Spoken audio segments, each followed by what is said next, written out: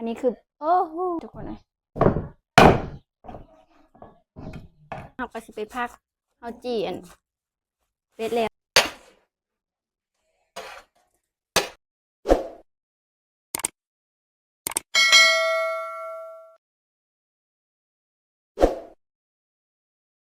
การทักทายสบายดี FC ทุกคนเด้อแล้วก็สวัสดี FC ฝั่งไทยมาทุกคนวันนี้ก็มาพบกับสะพรคือกันแล้วทุกคนเนาะวันนี้นะสะพรได้เมนูสะพรอยากกินเป็ดเนาะทุกคนเนาะเป็ดเฮาเฮ็ดต้มเป็ดนะคะทุกคนอันนี้คือเป็ดเนาะเป็ดเอามาแต่หน้าพวกเราทุกคนเลยอันนี้คืออันอ้ายสะพรอันเพิ่นเอ็ดอันนั้นเธอแล้วเนาะทุกคนเพิ่นค่าให้แล้วเนาะสะพรบ่ได้ท่าให้ FC เบิ่งเนาะบัดนี้ก็เฮาก็ สิมาลงหนเฮ็ดกินตอนเทงเนาะทุกคนเนาะอันนี้ก็คือเป็ดกึเด้อทุกคนเด้อถ้าซื้อกะจำนี้ก็ประมาณตัวละ150,000นะทุกคนเงินบาทก็ประมาณ100 กว่าบาทประมาณนี้นะทุกคนถ้าว่าเขาเจ้าขายนะก่อนสิไปฮับเบิ่งฮับส้มกับฝาก FC ทุกคนกดไลค์กดแชร์กดติดตามช่องสะพรในเด้อเพื่อเป็นกำลังใจในการให้คลิปนะทุกคนนี่ทุกคนเป็ดกับตัวใหญ่แต่เด้อทุกคนอันนี้นะเฮาบ่ได้ใส่น้ำร้อนเด้อทุกคนเฮาโลกใส่น้ำเย็นนี่นะทุกคนทอดน้ำลงผัดโลกผัดมันเป็นแบบนี้ทุกคนเลยสะพรกับบ่เคยโลกเนาะบ่เคยโลกคนเป็ดใส่น้ำเย็นนะทุกคนมีแต่ต้มน้ำก็เฮาก็ต้มแล้วทุกคนเลยแต่ว่าอันล้างน้ำผัดมันเห็นก็เจ้าว่าโลกใส่น้ำเย็นก็ได้ผัดมันก็ได้ผลอยู่ได้ทุกคนนี่มันก็ปวดเลยทุกคนน้ำเฮาบ่ได้ต้มแล้วนี่ทุกคนก็อื่นก็เฮาก็มาโลกโคนโลกหยังก็เนาะทุกคนเนาะแล้วเฮาก็เฮ็ดกินเลยเพราะว่าบ่ได้มีอย่างกินนะทุกคนก็เลยเอาเป็ดอยู่หน้ามาเฮ็ดกิน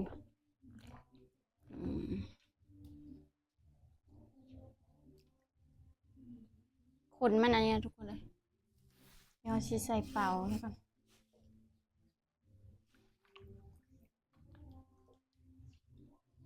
มันเปะแล้วก็โลกสบายทุกคนเลย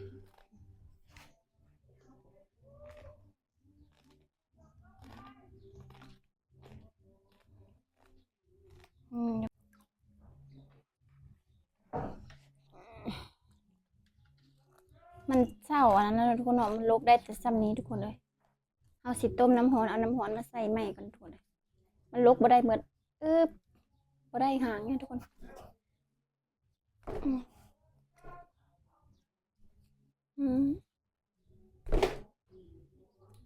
ปลาทุกคนหยาบขนาด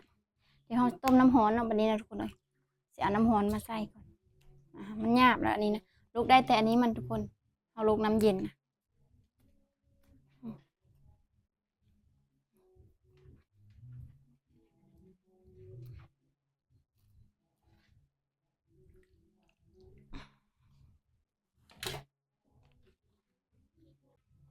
นี่ทุกคนนี่คือเราต้มน้ำร้อนโลดนะทุกคนเนาะเราก็จะได้โลกคนมันร้อนอยู่ทุกคนเลยก็ร้อนอยู่น้ำร้อน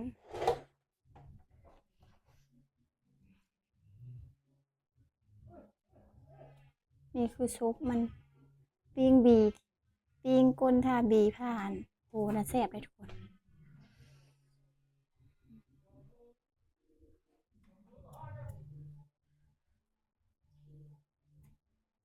สิโลคนมันแบบนี้ทุกคนเลย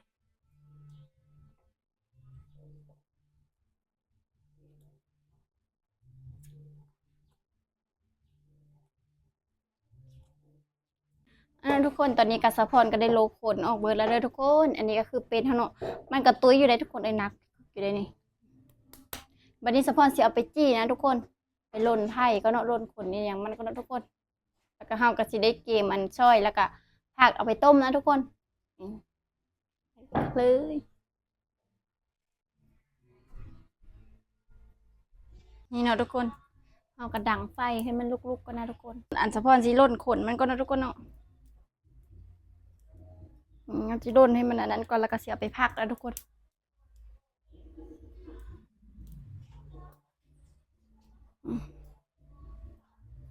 โดนคนนั้นอันไม่ว่าปวดโบมันน้อยๆนะทุกคนมันแล้วทุกคนตอนนี้ก็สะพอนก็สิได้อันปรุงน้ำต้มแล้วก็ขึ้นไปต้มก็แล้วทุกคนเนาะหลังจากนั้นเราก็สิไปพักเอาจีอันเป็ดแล้วทุกคน ฝนตกแล้วพี่น้องเอ้ยใส่กระเทียมก่อนใส่อย่างแล้วทุกคนเนาะแล้วก็ค้างคือใส่ไฟเลยฝนก็เริ่มตกแล้วพี่น้องตกคู่มือใช่ปะ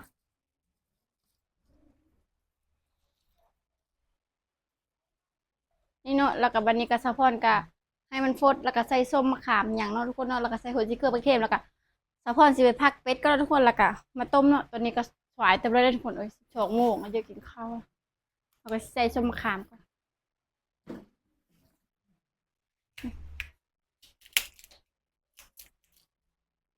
อันนี้คือมะขามส้มนะทุกคนใส่ไปเลยต้มชมต้มชมเป็ดทุกคน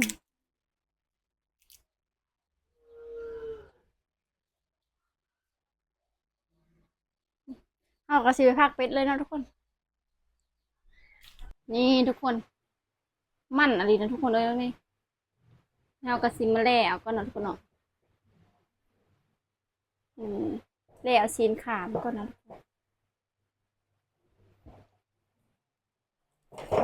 อืม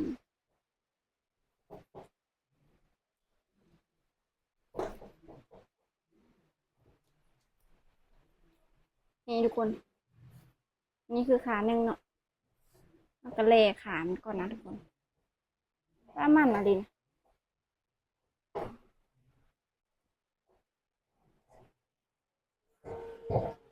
เอ็ดลาบกินกระแซบเลยทุกคนลาบเส้นมะกอก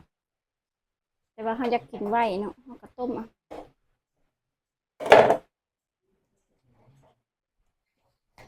ทุกคน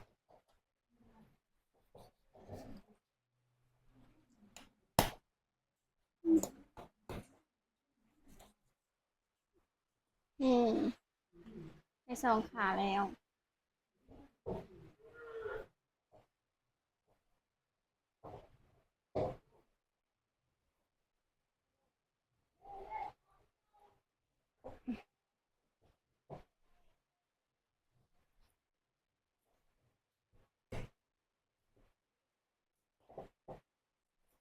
มันก็เป็นห่อกระดูกมันเลยทุกคนปาดมันกัดสบายอยู่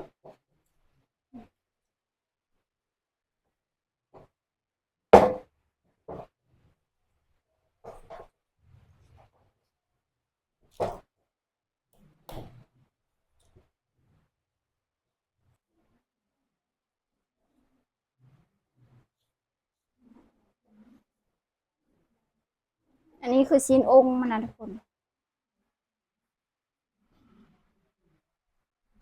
นี่คือชิ้นองค์มันนะทุกคนมาสิแลเอาก่อนเนาะ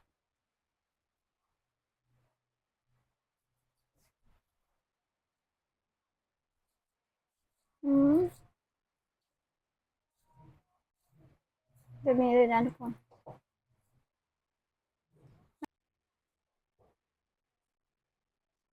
นี่ทุกคนนี่คือซีนเนาะซีนติดมันแต่ว่าซีนนี้มันหลายทุกคนซีนองค์มันจะหลายกว่าหมูเด็ดสิเนาะ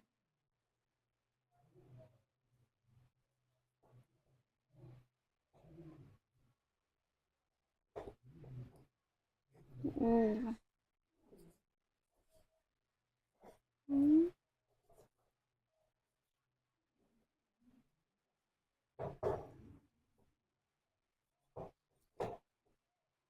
มาสิแลแบบนี้เลยทุกคน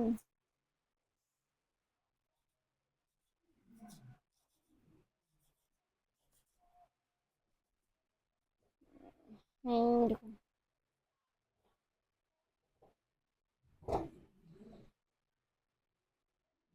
วันนี้เฮากะสิมานเอาก้นมันออกก่อนเนาะทุกคนเนาะ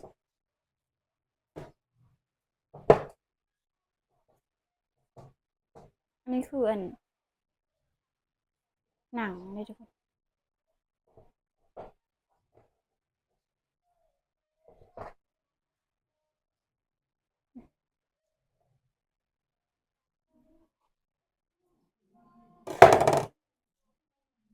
ไขมันเป็ดนะทุกคนเลยตับไตไส้พุงอยู่ในนี่แหละทุกคนเป็นอะไรวะนี่ทุกคน ไข่เป็ดเสียดายดิทุกคนเลยเป็ดบ่ฮู้ว่าเป็ดไข่นะทุกคนนี่นี่หน่วยมันทุกคนประมาณไอ้มืออื่นก็น่าจะไข่เด้นี่ก็ภาษาหน่วยมันทุกคนว้าเป็ดแต่เสียดายดิทุกคนบ่ฮู้ว่าเป็ดสิไข่เนาะเอามากินเซ้ยอืมเป็ดแม่ทุกคนเลยเป็ดกำลังไข่เนาะป้าจังพ่อยังหนักๆทุกคนเลยที่จริงเนี่ยเพิ่นไข่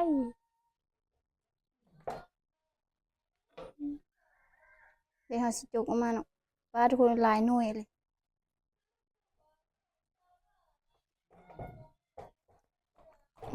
นี่ทุกคนนี่คือ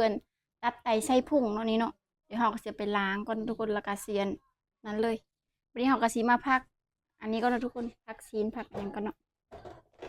นี่ก็ปอดมันนะทุกคนเดี๋ยวเราก็เอาทิมมันข้าวนะปอดมันนะทุกคนเอาบ่เอาเถอะอันนี้เราก็จกออกไปเลยนะคะ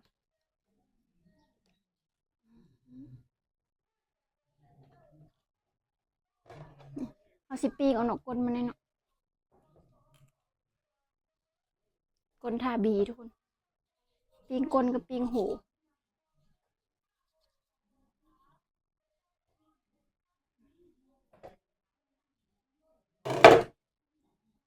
ทุกคนอันนี้ก็สะพอนกับสีได้พักเนาะพักขามันก่อนพักต้มนะทุกคน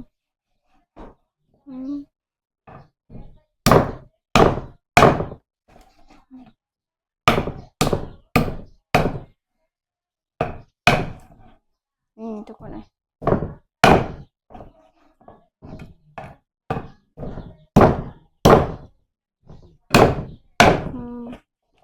หั่นแบบนี้เลย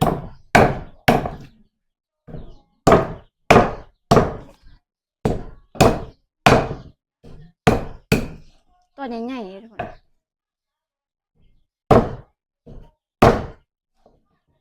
ดีมันจงไม่ปิ้งทุกคนเอาผักแตนปีแล้วก็ขาแล้วก็ตีนมันกับอันโหมันนะปิ้งตัวไหนก้นมัน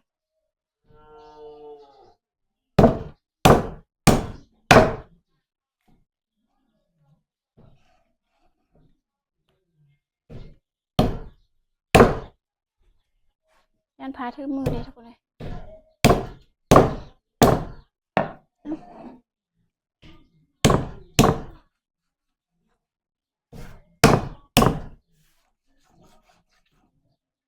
มันอะไร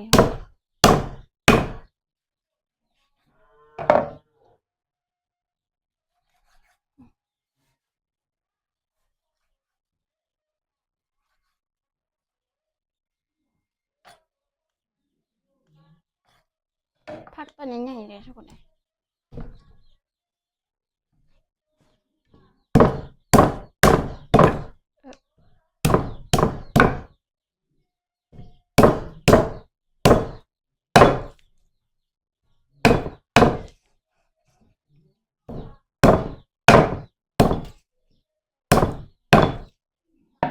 เฮ้ยมาพักอะบ่ห้าวทุกคนเลย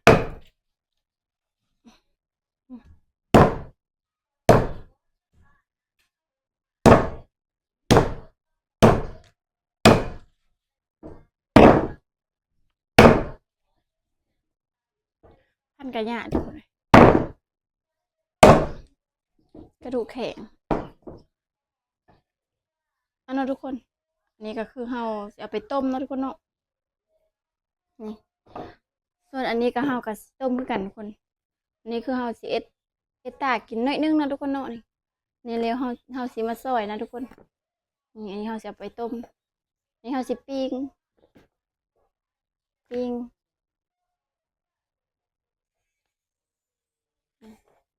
นี่เฮาสิเอาไปต้มกันนะทุกคนหม้อเฮาก็พดแล้วประมาณนี้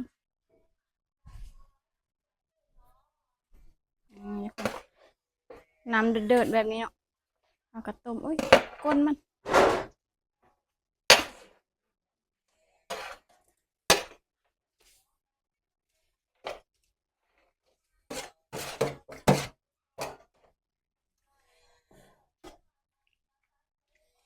นี่ทุกคนเดี๋ยวรออีกประมาณ5 นาทีนะทุกคนแบบว่าเฮาอ้อมให้มันเปื่อยๆในเนาะอันซีนมันนะทุกคนมันจังแซ่บเดี๋ยวเฮาไปซอยซีนเลยนะทุกคนนี่ทุกคนปิ้งโหทาบีนี่คือเฮาสิต้มเนาะอันนี้นี่เอาบีใส่ก่อนนะทุกคนบีทาก้นทาหูอันนี้คือโอ้โห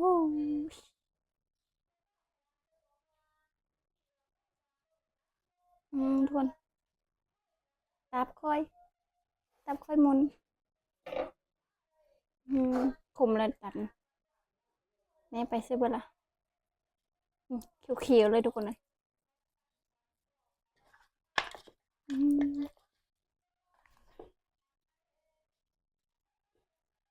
ขมเลยทุกคนบีเป็ดนะแต่ว่าเฮาไปปิ้งมันก็แซ่บเดี๋ยวใส่เกลือไปหน่อยน้ำหลังนะทุกคนทุบไว้ก่อน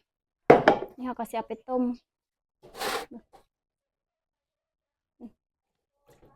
ใส่มันนี่เฮาก็สิปิ้งเอานะทุกคนนี่ก็เติมมันต้มก่อน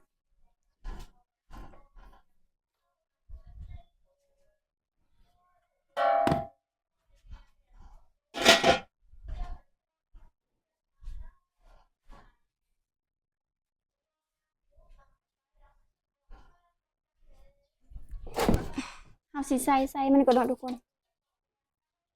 พกอันนี้มาทุกคนเลยพกไข่มาในอันเนี้ยทุกคน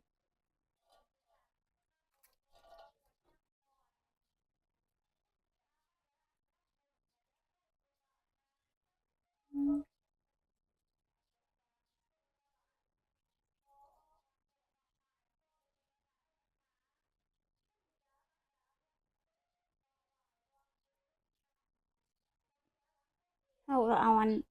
เอาโต๊ะนะทุกคนเนาะว่ามันแปลว่าไส้มันก็ใหญ่เลยทุกคนแปลว่ามันสิไข่นะทุกคนเลยปิ้งกิน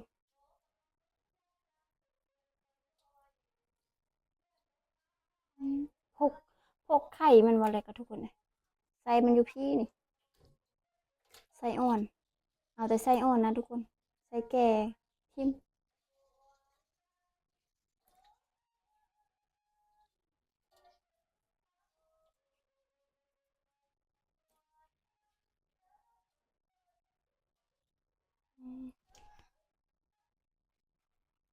อันนี้คือเฮาสิเฮ็ดตานะทุกคนเนาะเฮ็ดตาเป็ดแน่แล้วก็ต้มแน่ทุกคนเลยเอาก็สิซอยนะตัวนี้นะทุกคนซอยหนังปุ่นซีนนะทุกคนอันนี้นะ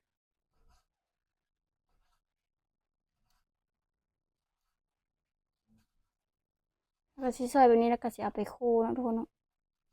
ไปโคแล้วก็ให้มันเย็นแล้วก็มาต้าใส่เลือดแป้งคือว่าใส่เลือดแป้งนะทุกคน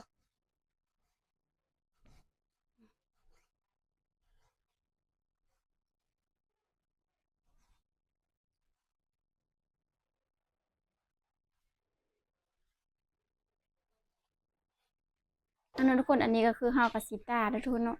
แล้วก็เฮากับสิปิ้งนำเด้อทุกคนเอาสิปิ้งแล้วก็ต้มนำเนาะทุกคนเนาะหลายเมนูนะทุกคนปิ้งก้นทาบีนี่บีมันนะผิวอยู่ทุกคน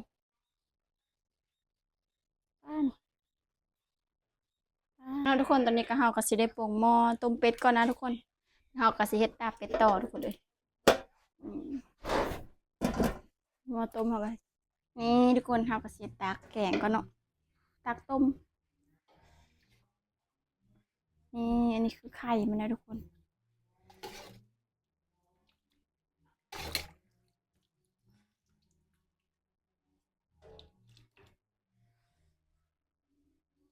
กินไข่เป็ดก่อนทุกคนเลย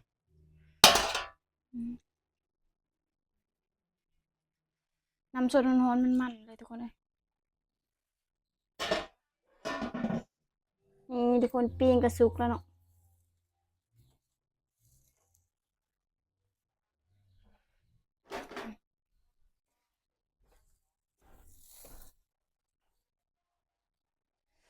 วันนี้เราก็สิกินข้าวเลยเนาะทุกคน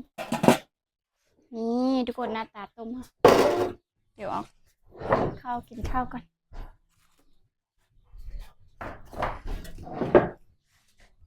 มาเด้อ FC ทุกคนกินข้าวนำกันนี่ทุกคนนี่คือไข่เนาะเดี๋ยวสะพอนก็บ่เคยกินนะทุกคนเดี๋ยวสิแกะมันก่อนนะทุกคนว่าเป็นจังไดไข่หนังเลยไข่เป็ดอันนี้คือเปิดเนาะมันนะทุกคน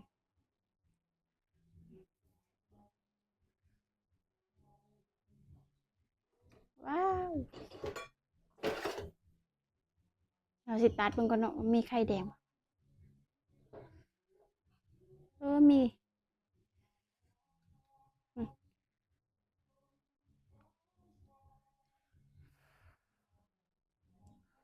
เป็ดไข่แล้วเอามากินอืมแซ่บ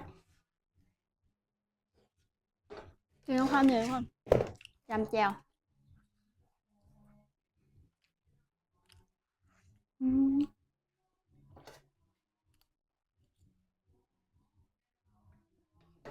อืมสูตรน้ำต้มมันหอน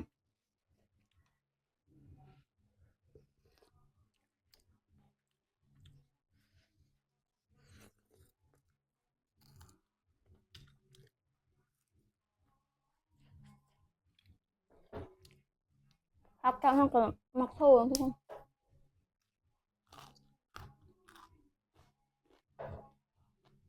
อืมอืมใช่อันนี้คือปิ้งก้นปิ้งโห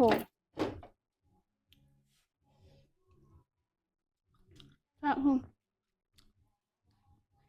เอาเนาะทุกคนสะพอนสิขอตัวไปกินข้าวก็เนาะคลิปนี้ก็สิได้จบเพียงเท่านี้ทุกคนเนาะขอบใจทุกคนเด้อที่ติดตามรับชมแต่ต้นจนจบมาทุกคนฝากทุกคนกดไลค์กดแชร์กดติดตามช่องสะพอนในเด้อเพื่อเป็นกำลังใจในการคลิปต่อไปนะทุกคนคลิปนี้ก็บ๊ายบายพบกันใหม่คลิปหน้าทุกคน